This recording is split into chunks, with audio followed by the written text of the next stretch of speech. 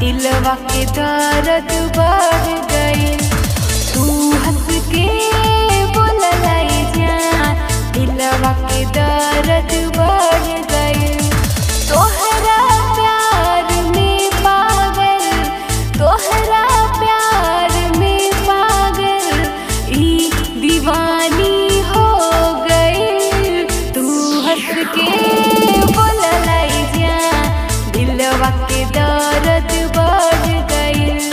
तू हंस के बोललाई जान, दिलवा के दर्द बढ़ गइल।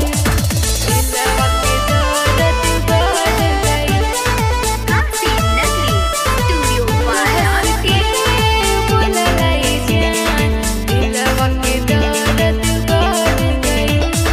पहला नजर में तू पागल, हमके बना तू दिहला। देखली जब से तोहके घायल, हमके बना हो दिहला, हमके बना हो दिहला।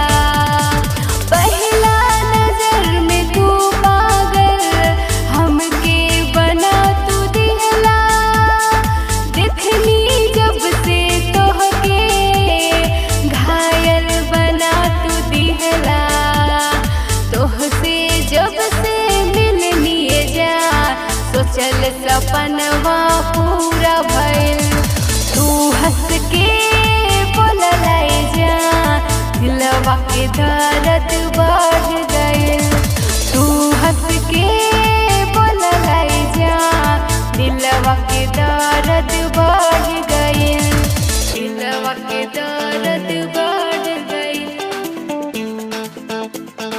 तू हंस के बोललाई जा, दिलवा के दर्द बढ़ गइल। तू हंस के बोललाई जा, वही पुरवैया का धड़कन बढ़े लागे।